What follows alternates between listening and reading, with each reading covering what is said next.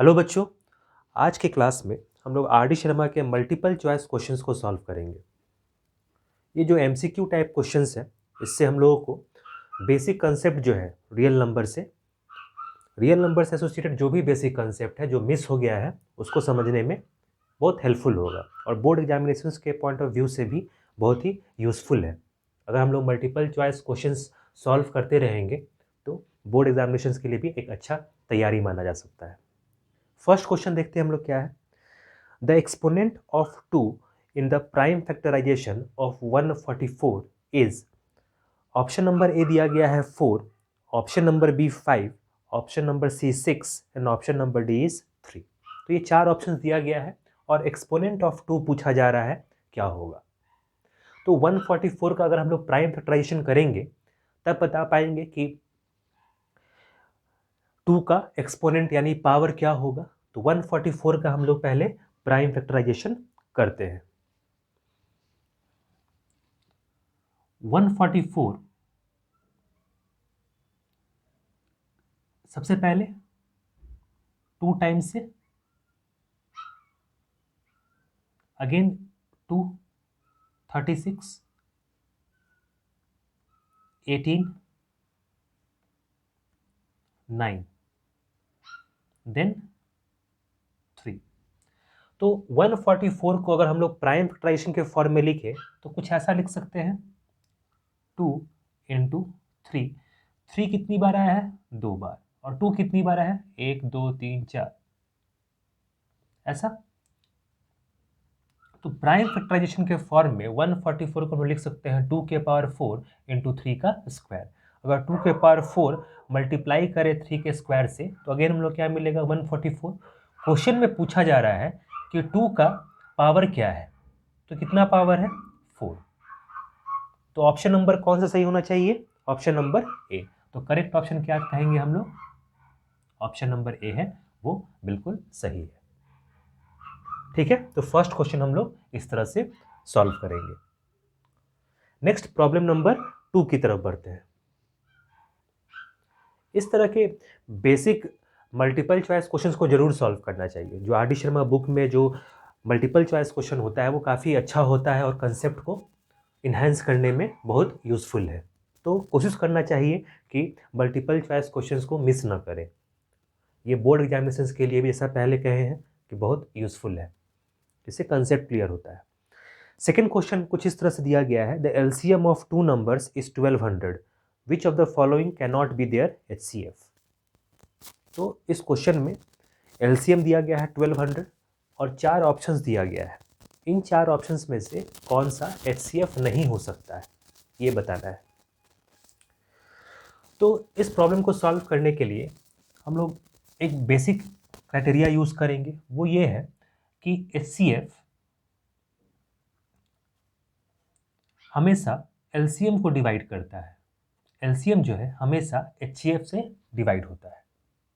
ये एक basic criteria है डिसाइड करने के लिए कि किसी भी 2 नंबर का एलसीएम जो है वो उसके हाईएस्ट कॉमन फैक्टर से टोटली डिवाइड होगा। अब फर्स्ट ऑप्शन हम लोग लेते हैं। फर्स्ट ऑप्शन दिया गया है 600। तो 1200 जो है वो 600 से डिवाइड हो जाएगा, बिल्कुल होगा। ठीक है, तो 600 भी इसका एचसीएफ हो सकता है। ये एक प्रोबेबिलिटी है कि हो सकता है, ये ऑप्शन सही हो सकता है। ऑप्शन नंबर सी पे चलते हैं, 400। तो 1200 जो है ये 400 से भी डिवाइड हो जाएगा, बिल्कुल होगा 3 टाइम्स में, ये 2 टाइम्स में डिवाइड हो जाएगा। लास्ट ऑप्शन डी जो है 200 है, तो 200 से भी डिवाइड हो जाएगा। 1200 जो है वो 200 से भी डिवाइड होगा। बचा केवल एक ऑप्शन, ऑप्शन नंबर बी, जो कि 500 है। तो 1200 जो है वो 500 से डिवाइड नहीं होगा। जब 500 से डिवाइड नहीं होगा तो 500 इसका एचसीएफ नहीं हो सकता है, क्योंकि हम लोग क्या कहें अभी कि एलसीएम एचसीएफ से टोटली डिवाइड होता है। और यहाँ पे अगर एचसीएफ 500 रखें तो 500 से डिवाइड नहीं होगा। तो हम लोग करेक्ट ऑप्शन क्या मानेंगे? ऑप्शन नंबर बी, क्योंकि क्वेश्चन में पूछा गया है कि इन सभी 4 ऑप्शंस में से कौन सा ऑप्शन इसका एचसीएफ नहीं हो सकता है। बाकी सब एचसीएफ हो सकता है, एक प्रोबेबिलिटी है कि एचसीएफ बन सकता है, लेकिन 500 जो है वो बिल्कुल नहीं होगा, क्योंकि ये इसको टोटली डिवाइड नहीं कर रहा है, क्योंकि एलसीएम एचसीएफ से टोटली डिवाइड होता है। ठीक है, तो इसको इस तरह से हम लोग सॉल्व करेंगे। Next problem number 3। Problem number 3 थोड़ा इंटरेस्टिंग क्वेश्चन है। इफ n इक्वल्स टू 2 के power 3 into 3 to the power 4 into 5 to the power 4 into 7, then the number of consecutive zeros in n where n is a natural number is. तो 4 option इसमें से दिया गया है और हम लोगों को बताना है कि इस नंबर में जब इसको मल्टीप्लाई करेंगे तो कितना जीरोस होगा, ये बताना है। इसको मल्टीप्लाई करके ही बता सकते हैं, पर ज़्यादा आसान होगा कि कुछ अलग तरीका निकालें। और वो अलग तरीका कैसा होगा, तो n को पहले लिख लेते हैं। n क्या है, n इक्वल्स टू 2 के पावर 3 मल्टीप्लाइड बाई 3 के पावर 4 इंटू 5 के पावर 4 इंटू 7। ऐसा है, 2 के पावर 3 इंटू 3 के पावर 4 इंटू 5 के पावर 4 इंटू 7। इसमें हम लोग को बताना है कि अगर मल्टीप्लाई करें सभी को तो नंबर ऑफ जीरोस कितना होगा। कुछ भी नंबर आए उसमें नंबर ऑफ जीरोस कितना होगा। जैसे कोई नंबर है 2500, तो इसमें नंबर ऑफ जीरोस कितना है 2। सेम वैसे ही यहाँ पे, लेकिन अगर यहाँ मल्टीप्लाई करने जाए तो समय लगेगा। इससे अच्छा है कुछ अलग तरीका निकालते हैं। तो इसको हम लोग ऐसे लिख लेते हैं, 2 के पावर 3 इंटू 5 के पावर 4 को यहाँ पर लिख लेते हैं 3, 5 को अलग कर लेते हैं 3 के पावर 4 इंटू 7। यहाँ से क्या किया हम लोग, 5 के पावर 4 में से 5 के पावर 3 को अलग कर लिए और एक जो 5 बचा उसको अलग से मल्टीप्लाई कर लिए।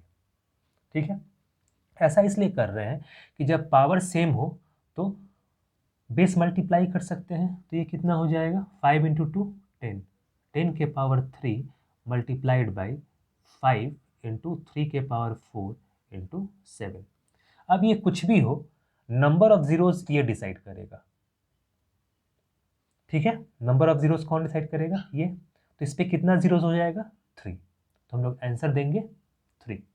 नंबर ऑफ जीरोस कितना होगा इसमें 3। तो करेक्ट ऑप्शन जो है वो है ऑप्शन नंबर बी। तो ऑप्शन नंबर बी को हम लोग सही मानेंगे। तो ये आसान तरीका था।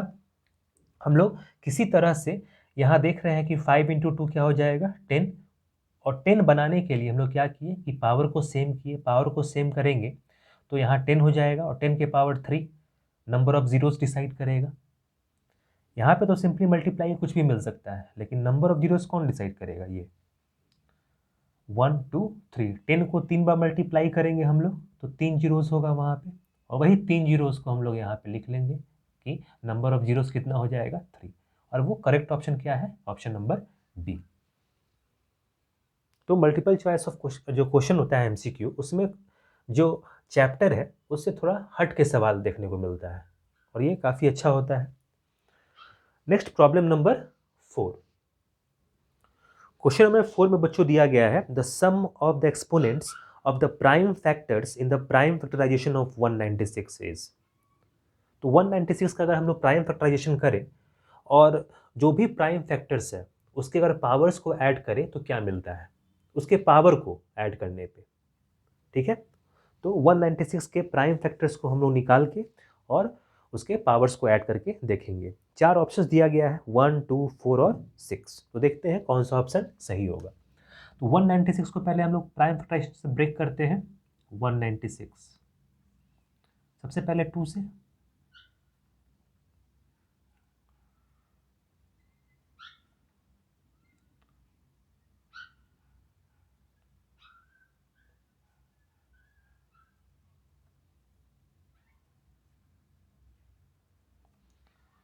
ऐसा होगा।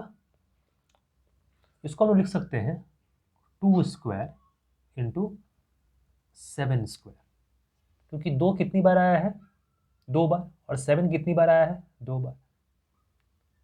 ठीक है, तो क्वेश्चन में पूछा गया है कि प्राइम फैक्टर्स के अगर पावर्स को ऐड करेंगे तो क्या मिलेगा। तो पावर्स क्या है 2 और 2, तो 2 + 2 करेंगे तो क्या मिलेगा 4। तो प्राइम फैक्टर्स के पावर्स को ऐड करने पर हम लोग को क्या मिला 4। तो करेक्ट ऑप्शन क्या मानेंगे हम लोग? ऑप्शन नंबर सी, क्योंकि ऑप्शन नंबर सी में हम लोग को 4 दिखाई पड़ रहा है। तो इस तरह से हम लोग इस प्रॉब्लम को सॉल्व कर लेंगे। ठीक है, नेक्स्ट बच्चों हम लोग प्रॉब्लम नंबर 5 की तरफ बढ़ते हैं। क्वेश्चन नंबर 5 जो दिया गया है बच्चों, उसमें है the number of decimal places after which the decimal expansion of the rational number 23 divided by 2 square into 5 will terminate is. तो इस तरह क्वेश्चंस को हम लोग एनसीईआरटी में भी सॉल्व कर चुके हैं। एनसीईआरटी के जो एक्सरसाइजेज है उसमें भी हम लोग सॉल्व किए हैं इस तरह के प्रॉब्लम्स को, और एनसीईआरटी का सारा सॉल्यूशन लगभग हम लोग चैप्टर नंबर 6 तक अभी तक हम लोग पूरा कर चुके हैं। तो इस क्वेश्चन में हम लोग को बताना है कि कितने प्लेसेस के बाद डेसिमल टर्मिनेट करेगा। तो सबसे पहले हम लोग लिख लेते हैं क्वेश्चन क्या है। 23 डिवाइडेड बाई 2 स्क्वायर इंटू 5 ऐसा दिया गया है। अब 5 के पार हम लोग 1 भी लिख सकते हैं इसको। तो टर्मिनेशन बताने के लिए हम लोग डेनोमिनेटर को देखते हैं। ठीक है, डेनोमिनेटर में अगर 2 और 5 के फॉर्म में फैक्टर्स दिखाई पड़ रहा हो, यहाँ 2 है और यहाँ 5 है, तब हम लोग टर्मिनेशन बता सकते हैं। और वो टर्मिनेशन किस आधार पर बताएंगे? पावर को देख के। 2 का पावर देखना है कितना है 2, 5 का पावर देखना है 1। तो कौन बड़ा है? 2 बड़ा है। जो पावर बड़ा होगा उतने अंक के बाद डेसिमल टर्मिनेट करेगा। अगर 3 होता है यहाँ पे तो हम लोग 3 बोलते, अगर यहाँ 5 होता है यहाँ 1 होता तो 5 कहते। तो पावर जो भी बड़ा होगा उसके टर्म में हम लोग रिजल्ट बताएंगे। तो यहाँ पे 2 और 1 में कौन बड़ा है? 2। तो हम लोग कहेंगे कि after 2 places of decimal termination होगा। इस टोटल को सॉल्व करेंगे तो कुछ भी आंसर है, जैसे मान लो 52.32। ठीक है, तो इस तरह से 2 अंक के बाद डेसिमल टर्मिनेट हो जाएगा। डेसिमल के बाद कितना अंक होगा? केवल 2 अंक, कहने का मतलब। तो ये एक एग्जाम्पल था। तो करेक्ट ऑप्शन हम लोग क्या मानेंगे? ऑप्शन नंबर बी, क्योंकि ऑप्शन नंबर बी में हम लोग को 2 ऑप्शन दिखाई दे रहा है। तो इस तरह से हम लोग प्रॉब्लम नंबर 5 को भी सॉल्व करेंगे।